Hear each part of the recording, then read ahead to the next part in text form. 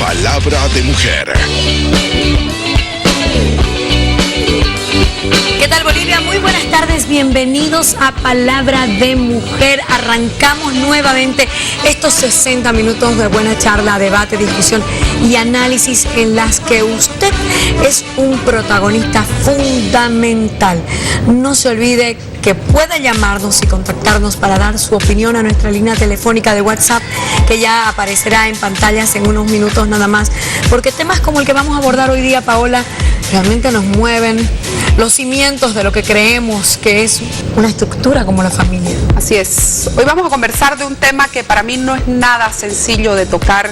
Es un tema que me conmueve profundamente, pero creo que debemos conversar de él. ¿Qué pasa cuando la brecha afectiva que existe, el lazo que nosotros consideramos natural de un hijo hacia un padre, se rompe y llegamos a situaciones tan extremas como que un hijo le quita la vida a su padre? ¿Qué hay detrás de todo eso? ¿Qué lleva? ¿Qué tan anormal puede ser esa situación que nos llega a poner la piel de gallina, nos conmueve al punto que nos paraliza y que incluso nos impide tratar un tema como ese? Te deja sin palabras. Te deja sin palabras, definitivamente. Y para ayudarnos a encontrar esas palabras, para ayudarnos a encarar mejor una situación como esta, tenemos invitados de lujo. Está con nosotros el abogado Franz Menacho. Quiero darle la bienvenida. Está con nosotros el exdirector de la FELC, el coronel Miguel González. Nos acompaña Ariel Rojas, que es psiquiatra. Bienvenido. Y también quiero darle la bienvenida a nuestro amigo sociólogo Fernando Figueroa. Gracias por estar aquí, porque sabemos que con sus puntos de vista nos van a ayudar a hablar de este tema, que no es ajeno a la realidad boliviana también. Hace un tiempo nos ha conmovido un caso de un menor que mató a su mamá. De 18 años, ¿no? Uno. Correcto. Se pone a pensar en la edad. ¿Qué hay detrás de esto en su experiencia, querido coronel? Bien, básicamente hoy por hoy, dentro de los análisis y las experiencias vividas durante el trabajo, se establece y se puede ver con bastante certeza que los valores básicamente dentro de la sociedad se han perdido. Valores que de alguna manera no están direccionando el comportamiento del ser humano. A raíz de ese fenómeno se presenta otro pilar que está también debilitado, que es referente al respeto y básicamente al tema referido al principio de autoridad dentro de la familia, dentro del hogar, que conlleva este fenómeno a veces los hogares quebrantados, los hogares deshechos, que llegan a fragmentar este principio de autoridad dentro de la familia, de donde empiezan ya los jóvenes a tomar otro tipo de decisiones y encaminarse a otros. Quiero agarrarme un poquito de esa idea de fragmentar el principio de autoridad, porque nosotros estamos encarando esto desde nuestra humilde opinión como una brecha, como qué pasa cuando se rompe el patrón normal, si se puede decir de alguna manera, en que yo miro a mi padre con una visión, a mi madre con una visión de respeto, de ejemplo. ¿Tiene que ver con eso? Quizás lo que podríamos mencionar sería que en el caso de un miembro de la familia que asesina a un papá o a la mamá, ¿no es cierto?, podemos enfocarlo como que es un problema que habría que ver la estadística, habría que ver el nivel de incidencia, porque si pensamos que alguien que hace eso está realmente insano mentalmente, ¿no es cierto?, es probable que acusemos a las enfermedades mentales más graves, como son la psicosis, por ejemplo, la psicopatía, ¿sí? Pero la psicosis y la psicopatía tienen un porcentaje de incidencia bastante variable en cualquier población, sin importar mucho los factores económicos y sociales. Sin embargo, si nosotros mencionamos lo que decía el coronel, ¿no?, que hay un problema familiar, social, que tiene que ver con la autoridad, que tiene que ver con el orden, que tiene que ver con los valores y los principios en que se conforma la familia como estructura, podríamos decir que hay algo en la familia que no está detectando a tiempo quizás o conduciendo adecuadamente a los problemas que normalmente y en muchos casos de forma biológica se pueden presentar en una familia. Ok. ¿Tendríamos que analizar la familia en general? La sociedad. Tenemos que partir de ahí, pues, ¿no? Porque no son cosas habituales. Sí, bueno, desde el punto de vista social hay elementos que han puesto los panelistas que tiene que ver con la familia, con la crisis de valores, pero también es que vivimos en una sociedad complicada, compleja. Lo que pasaba hace 40 años ahora es totalmente distinto. El contacto de los chicos, el acceso al internet, el acceso a las nuevas tecnologías de información y comunicación, el bullying que existe por X o Z razón, son también elementos que hacen el carácter de un ser humano en sociedad. Nosotros vivimos en una sociedad compleja de transformaciones, de cambios, y por ende los jóvenes, los adolescentes no están ajenos a esos cambios. Si nosotros, por ejemplo, el caso de situaciones patológicas que llevan a un chico a ser un psicópata, tienen que ver con básicamente la familia, pero también nuestro sistema de valores ha cambiado. Antiguamente nos decían que la forma de educar a un niño o a una niña era con chicote. Listo, pero ahora La no. famosa chancla. Claro, ahora no, sí aparecía la señora ahí, ¿no? Con la chancla y demás. Pero ahora no. Falta chicote, me dice usted. No digo eso. Okay. Que esos valores han pasado, si bien nosotros como padres, como personas que educamos a alguien, vamos a transmitirle valores, no puede, si el chico, por ejemplo, le criamos a puro golpe también él va a criar, va a ir a la escuela y va a golpear de la misma forma que en su casa recibe ese trato. Entonces, la disciplina es fundamental. Como padres no podemos perder esa autoridad en la casa, pero también debemos educar con ejemplo y con respeto. Permítanme entender algo que todavía no me cuadra. Por ahí estoy lenta, ya creo que vine a 10. Pero No creo. si es una persona que es psicópata, un enfermo mental, ¿esto se debe a la sociedad, al entorno familiar, o es alguien que viene con una predisposición genética a eso y que puede nacer en la casa de una hermosa familia menonita, pero termina siendo un psicópata y pase lo que pase y su entorno haga lo que haga? Él es una persona que tiene un problema, una enfermedad que no puede, digamos, cambiar. Quiero entenderlo porque la verdad no lo entiendo. Quiero saber si esto es fruto de la sociedad y la familia, o así la sociedad y la familia sean perfectas, esta persona viene con esa predisposición. Y esto lo pregunto porque entiendo que el caso tiene un nombre técnico, el asesinato de los padres, Parricidio. el parricidio, precisamente no es algo de esta sociedad o de este tiempo. Correcto. Es más, ya los antiguos griegos lo describían en sus historias, digamos, y tenemos muchos otros casos descritos también en la Biblia, son similares. Entonces, quiero entender, ¿viene así ya predispuesto desde nacimiento, o la sociedad y la familia forman al psicópata? Lo que la ciencia sabe, lo que la medicina sabe acerca de las enfermedades mentales es que son el resultado de un conjunto multifactorial. Es decir, lo genético tiene mucho que ver. Nosotros en la experiencia vemos que hay familias con patrones de determinados trastornos mentales. También tiene que ver lo ambiental, porque en el seno de una familia con conflictos irresueltos y con problemas de roles, seguramente la persona que es quien se va a educar en ese ambiente no va a recibir la educación adecuada o la formación correcta, y va a tener mayor predisposición a tener problemas de conducta o a que una predisposición desencadene. Es decir, para que una enfermedad mental ocurra, hace falta la predisposición, que es una vulnerabilidad, y un factor desencadenante que tiene que ver con el ambiente.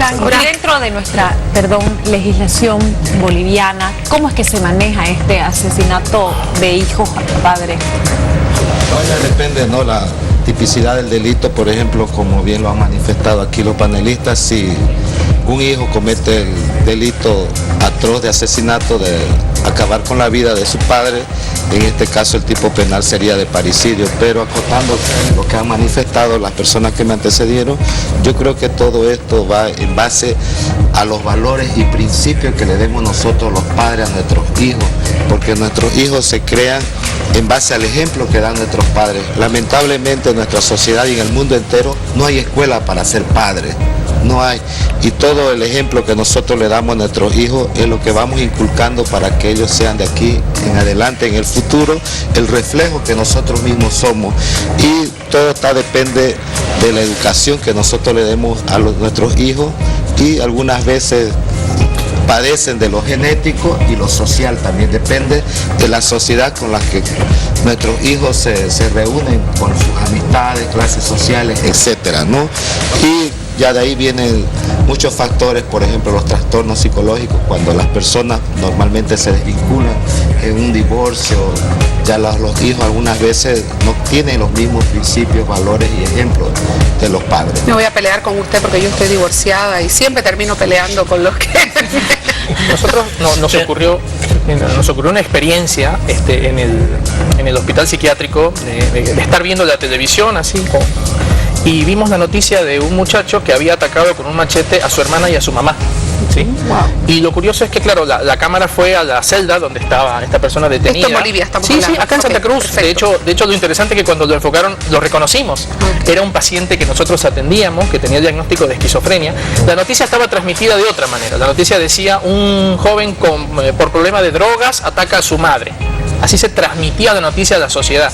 Pero el muchacho era conocido nuestro, era un chico que tenía esquizofrenia y que de hecho cuando se le acercó la cámara él no tuvo ningún problema en decir sí, yo ataqué a mi madre y a mi hermana porque no eran ellas, eran unas impostoras. La esquizofrenia es esto que escuchamos. Exacto. Las voces en la mente que nos están... Es una forma de psicosis. La esquizofrenia es la forma más grave de psicosis donde la persona tiene alucinaciones e ideas delirantes. Y este muchacho estaba claramente bajo el efecto de esos síntomas clínicos médicos.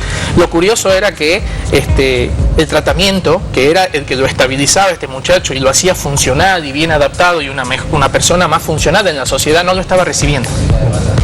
Ariel, ¿y cómo uno hace para reconocer a un esquizofrénico, a un paranoico? Para eso nos sirve tener una sociedad ordenada, una familia mejor, digamos, educada, constituida. Sólida. Porque en la medida en que una sociedad se educa, en la medida en que una sociedad mejora su nivel y su calidad de vida y maneja la información de una forma un poquito más, vamos a decir, veraz, ¿no es cierto? Los casos que realmente corresponden a los aspectos que estoy mencionando, como son una enfermedad, se pueden detectar temprano y tratar rápidamente sin quizás esas complicaciones graves. Y ahí se puede diferenciar a los que no son esos casos que tienen que ver con otros problemas que como también, alcohol o drogas, por ejemplo. Perfecto. Desde el punto de vista sociológico, evidentemente, este factor de la familia es básico, es fundamental. Ok, pueden existir divorcios en algunos casos y demás, pero los niños, para no llegar a esos extremos de violencia, tienen que conducirse o educarse de la mejor manera. Afectividad, en primer lugar, mucho cariño, mucho amor, y reforzar esas debilidades, esas fortalezas que tienen los chicos. Por ejemplo, si el niño se cae y encima voy y le reprendo y le golpeo, ¿por qué te caes? Y no lo ayudo a levantarse, el chico va a seguir frustrado, va a seguir siendo débil y vamos a trabajar su baja autoestima. Cuando un padre tiene la autoestima elevada, cuando el hijo transmiten eso al hijo, de la misma forma el hijo va a tratar de superarse y tener una visión más amplia, que el cariño, el afecto, el amor va a estar. ¿Sería extraño que en una familia afectuosa, llena de cariño, bien constituida, apareciera una persona con estas características? Me voy a meter al campo de la psiquiatría. Todos somos psicópatas en potencia. ¡Ay, mi Dios! Supongo que sí. Porque desde el punto de vista social, por ejemplo, hay condiciones, por ejemplo, climáticas que influyen. Durkheim, que era el impulsor de la sociología, hace un análisis sobre la cantidad de suicidios en determinado país. ¿Y qué descubre en su estudio, que es la base del hecho social? Que en determinada época del año llegaban una neblina a esa ciudad, que estaba colindante con el mar, y habían más tendencias a suicidarse. Factor fundamental, el clima, que influye. Pero factor fundamental también son la situación en la familia, la situación económica, la situación de la sociedad, que van a determinar ciertos comportamientos colectivos. Cuando hay este tipo de antivalores, la sociedad se genera una anomia social, donde los valores están diezmados y hay violencia, hay delincuencia, hay alcoholismo y demás. Claro, que uno piensa que una persona en sus cabales, un hijo en sus cabales, pues no va a reprender contra sus padres, ¿no? Es más, sé de muy cerca historias donde han sido unos padres en miércolina, digamos, ¿no? Y han tenido, pero hijos ejemplares, trabajadores. Hijos de juevelina. Sí, por ejemplo, una familia menonita, que es lo más parecido a la familia Ingalls que tenemos nosotros, ¿no es cierto?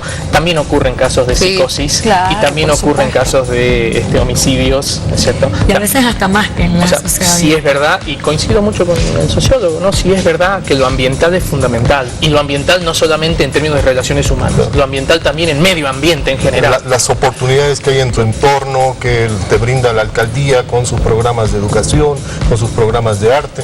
Coronel conoce diferentes actividades o hechos, ¿no? El tema básicamente, dentro de toda la exposición que hicieron dentro de la parte sociológica, psicológica, hay un gran vacío, un gran pilar que no funciona en nuestro medio, y es el de las autoridades que están involucradas y que están comprometidas con la sociedad para ofrecer todos esos recursos económicos y estructuras donde se puedan medir y tomar esos balances de analizar a la sociedad. El gobierno departamental, la alcaldía municipal y mi institución policial, de prevenir. Hoy por hoy, si ustedes ven, el principio de autoridad en esos niveles no existe. Los locales han proliferado, los lugares de contaminación han proliferado, y si vemos los últimos casos, han sido varios objetos de personas que estaban bajo efectos de sustancias alucinógenas, bajo efectos de alcoholes, pero nadie ha dicho a este muchacho dónde lo llevamos o qué medida tomamos para evitar este tipo de problemas.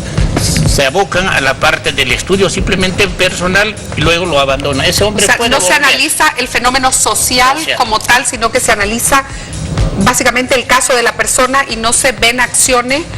Como se hace, como dice nuestro psiquiatra, se lo tilda de vicioso, drogadicto, alcohólico y no de enfermo mental. Mire, y qué difícil es hacer la diferencia. Para comentar rápidamente un caso. Tampoco se da el seguimiento a los casos, ¿no? Para comentar rápidamente un caso al respecto, nosotros vimos a un muchacho que también fue una noticia televisiva de que estaba poseído, que había jugado a la Ouija, ¿no es cierto? Recuerdo. Charlie. Pero eso fue hace unos años. Resulta que el chico estuvo hospitalizado en una institución psiquiátrica bajo nuestro cuidado, mejoró, y en un mes de tratamiento el muchacho estaba en condiciones de volver al colegio y de retornar su vida, ¿no? Con tratamiento, por supuesto. Yo llamé por teléfono a la productora del canal televisivo que hizo la nota y le dije, ¿por qué no hacen ahora la segunda parte? ¿Por qué no muestran ahora a este chico en la nota que estaba, entre comillas, poseído, y ahora que con tratamiento médico está mejor? ¿Y sabe qué me dijo la productora? Me dijo, esa noticia, doctor, no vende. Ay, Dios mío. Entonces es muy difícil educar a una sociedad y mostrar las cosas de otra manera si estamos interesados solo en... Pero, ¿me permitís que le ceda la palabra a la gente? Tengo un sondeo. Le preguntamos a la gente en las calles, ¿qué lleva a un hijo a quitarle la vida a sus padres? Palabra de mujer. La ausencia de valores, ¿no? La falta de principios y ante todo naturalmente una mala formación, ¿no? También del hogar. Se han perdido los valores morales, ¿no? Y sobre todo que cuando no hay temor a Dios. Tal vez el maltrato, puede haber ocurrido una violación, algo así, supongo. Es una cosa injustificable, pues. Muy mal es eso, ¿no? A veces los papás hoy en este tiempo no les dedican el tiempo necesario. Yo pienso que una locura, ¿no? También parte de los padres por la falta de educación hacia los hijos, ¿no? Ay, que esté mal de la cabeza, mamita, porque no creo que haya un justificativo para matar a tus padres. Puede estar drogado, ¿no? No, pues estaría bien loco un niño que mate a sus padres. No sé, la mentalidad de cada ser humano, o la crianza de la familia, ¿no? Podría ser, pues excesivo, no sé. Yo lo he pensado eso, no llego a catalogarlo como.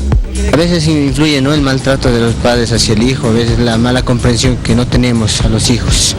Más que todo sería eso que lleva a los niños a tener ese rencor hacia los padres. Palabra de mujer. Me da la impresión de que la gente en las calles reconoce lo multicausal que es un tema como este y que hay que apuntar a la mejora en todas las facetas, ¿no? Hablábamos ahorita, Paola, del tema del tratamiento psiquiátrico y le hago la consulta al abogado que nos acompaña. Entiendo que en la mayoría de los casos la pena máxima por asesinato son 30 años. ¿Existe algún tipo de disminuir esta pena al decir que la persona esta es enferma mental? Claro, solamente tendríamos que demostrar con los certificados médicos, con los especialistas, la evaluación psiquiátrica, psicológica.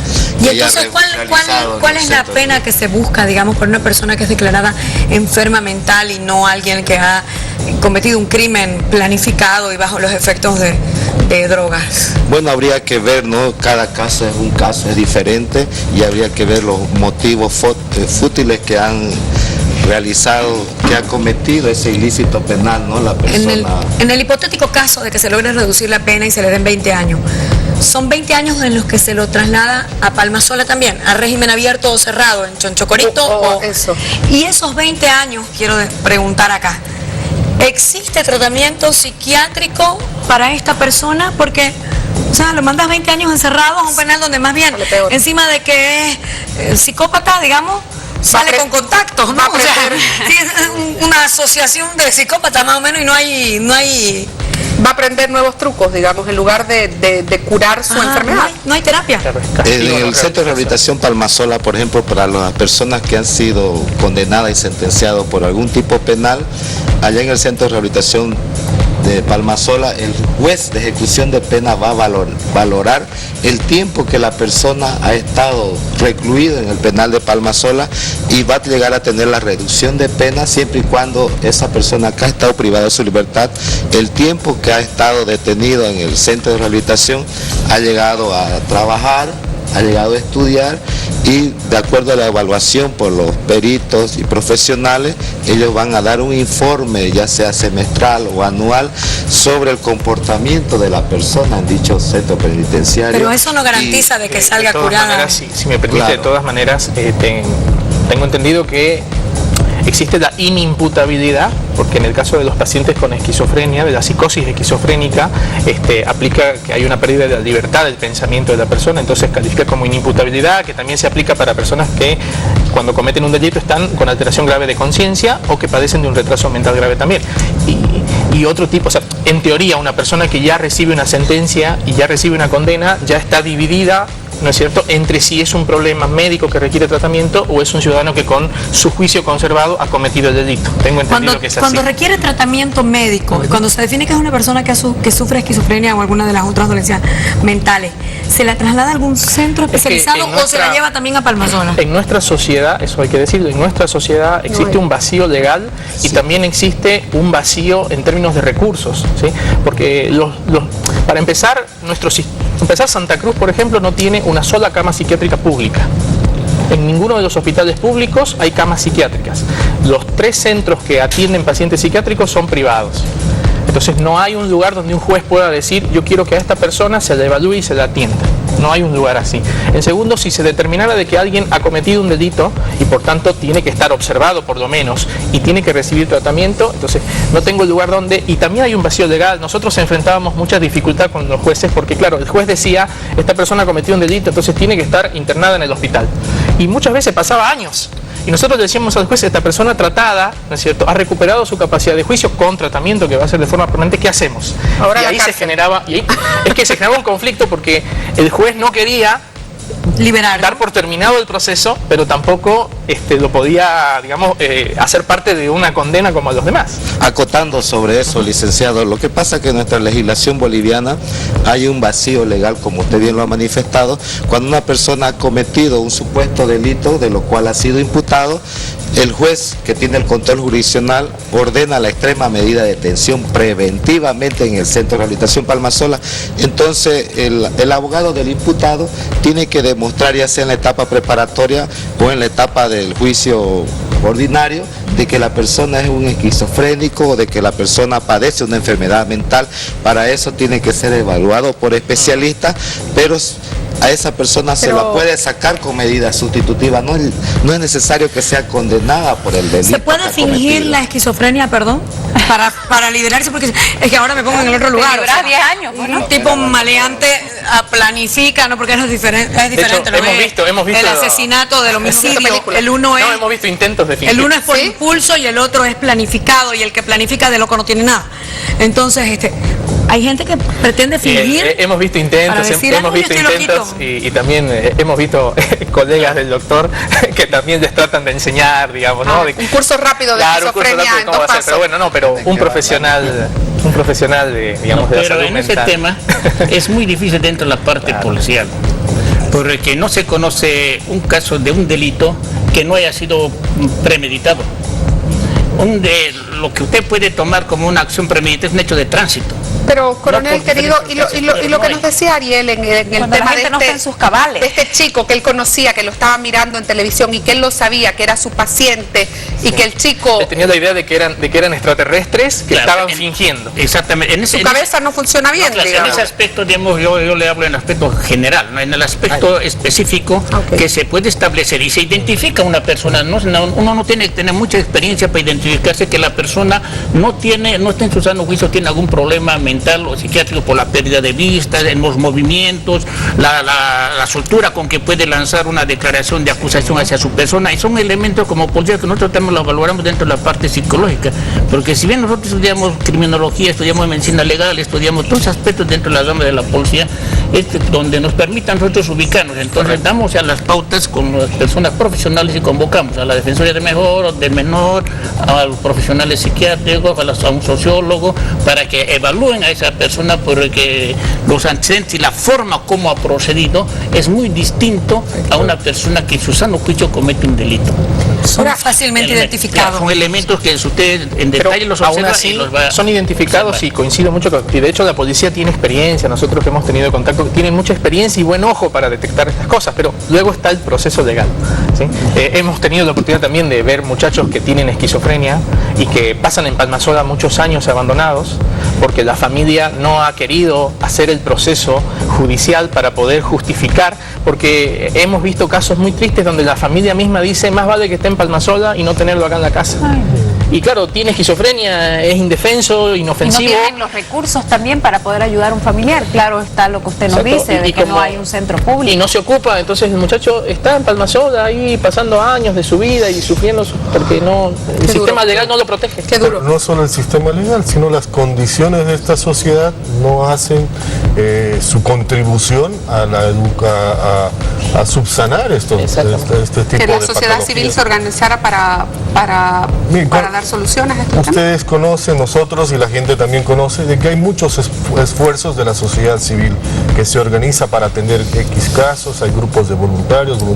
Es que tenemos tanto problema que imagínense, digamos. Todas las sociedades tienen problemas, claro, ¿no? Pero ahí el tema es cómo priorizamos como sociedad ciertos aspectos sociales fundamentalmente. Hablando del crecimiento que tiene Bolivia económicamente, pero no ponemos énfasis a estos detalles que son fundamentales y son la base de esta sociedad, el tema de la comunicación, el tema de la integración de la familia, etcétera, etcétera. Hablábamos extra cámaras con el coronel, aquí hay un montón de problemas, violencia, hay alcoholismo, hay drogadicción, y que de alguna u otra manera son factores o elementos que llevan a cometer delitos, ¿no? Como el parricidio. Diferente es la situación ahora de quienes cometen este delito bajo el efecto de droga y alcohol, ¿no? Correcto. Tengo una nota. Vamos a hablar un poquito sobre el capítulo de drogas y alcohol en relación a este tema. Miguel Ángel González es psicólogo, trabaja con niños expuestos a esta situación. Nos va a dar su punto de vista en una nota. Palabra de mujer. Pueden haber muchas razones, ¿no? En un sentido simbólico, el niño siempre va a tener la fantasía de matar al padre para quedarse con la madre, que es lo que se habla dentro de la teoría freudiana del complejo de Edipo. Es el tratar de ocupar el lugar de la madre, ¿no?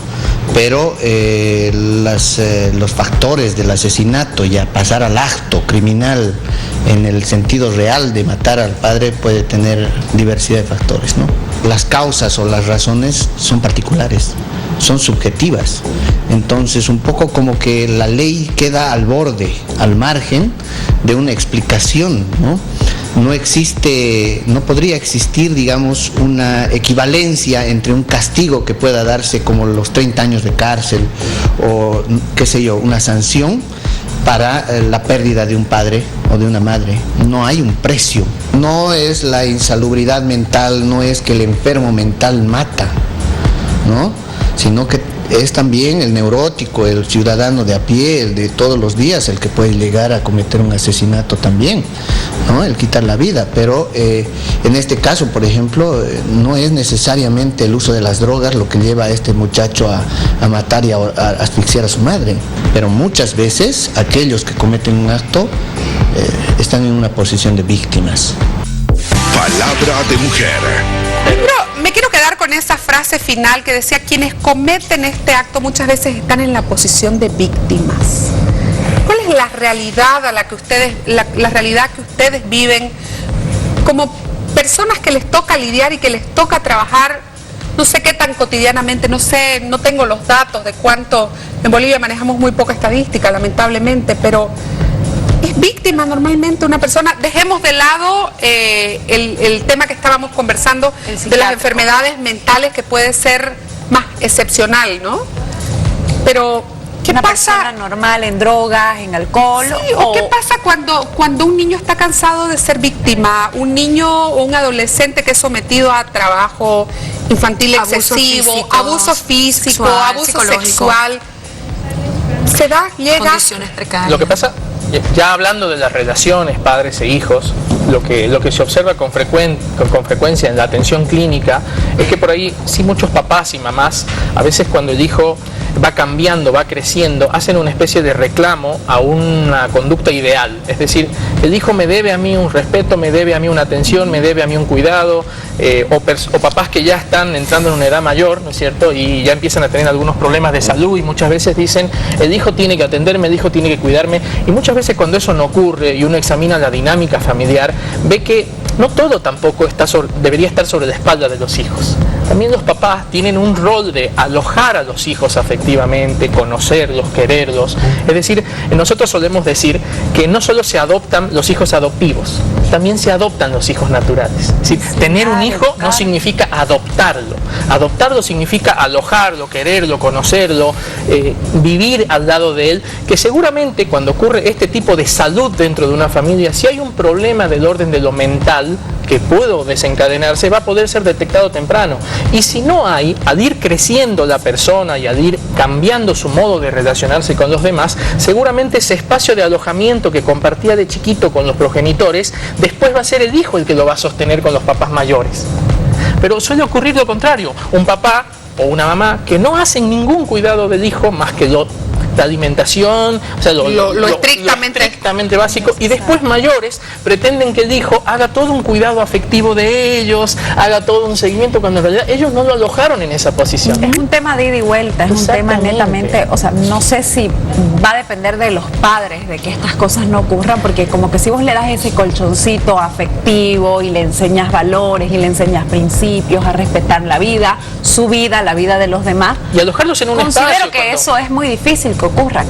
Pero ahí me viene a mí la idea de que, ¿y cómo haces para diferenciar la enfermedad? ¿Cómo haces para darte cuenta de las drogas, del trago? Cuando muchas veces hay padres que no están encima de sus hijos, ¿no? Hay un tema muy importante que no lo consideran. Bien dijo acá el doctor, dentro de la parte policial. Viene detenemos al autor de un hecho de un parricidio y dice: bueno, yo le he matado a mi padre porque él me estropeaba mucho. Ha ocurrido fenómenos de esposas que han matado a los esposos por maltrato. Pero ¿dónde debe cortarse este hilo?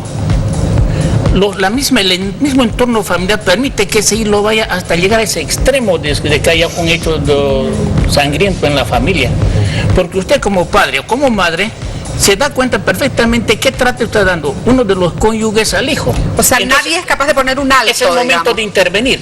Okay. Es como la propaganda que dice, no, y bien que lo sacan, no, hoy por hoy dice, ya no es el que es mi padre, es el que es su casa, ¿no? Esa propaganda que viene, él es mi marido, él es la autoridad. Eso tiene que perderse. A la primera observación de un fenómeno en que uno de los cónyuges, sea el padre o la madre, está dando un maltrato al menor y está creando cierto resentimiento, debe cortarse ese trato, intervenirse, y ya ahí vienen las instancias profesionales, psicólogos, defensores del menor y otras autoridades para poder, si es posible, sacarlo de ese medio al menor para que no se convierta en un criminal posterior. Entonces esa parte se olvida, se llega hasta ese extremo, porque las veces que nosotros en el periodo de 3 años que me ha tocado estar como director en la FELCC hemos tenido 5 casos. Y en las entrevistas que decía, sí, era... 5 casos en 3 años, sí, perdón. En 3 años. Perfecto. Entonces decía, ¿por qué? Entre otros casos que estaba bajo efecto de drogas y decía, es que mi padre me acostumbró, el padre acostumbrado a darle todos los gustos, se puede decir en términos comunes, ¿no? Facilidades. Llegó un el momento en que el padre ya no tenía esa capacidad económica de darle, entonces él ya tenía un hábito de vida, tenía otros vicios y bueno, optó por librarse del padre para obtener lo poco más que le queda al padre. Fíjese qué fuerte lo que nos dice, porque uno tiende a pensar, le doy todo y entonces la vida va a ser maravillosa, pero bueno. Ese es el peor error. Claro. El hijo tiene que empezar a tener los valores para valorizar cuánto cuesta este balón de fútbol, no darle fácilmente, él tiene que saber cómo llega ese balón de fútbol a su mano, ¿no? Y cómo tiene que cuidarle y cuáles los cursos que tiene que seguir y en qué periodo tiene que tener ese objeto. Quiero agradecerles mucho, se nos va el tiempo, pero quiero agradecerles mucho por todos sus valiosos aportes, a Fernando Figueroa, que es sociólogo, a Ariel Rojas con su perspectiva como psiquiatra, a Miguel González, exdirector de la FELCC, y a Franz Menacho, que es abogado. Muchísimas gracias por habernos acompañado en esta tarde y orientarnos un poco con este tema que no es nada sencillo. Vamos a hacer un corte y ya venimos con más en Palabra de Mujer.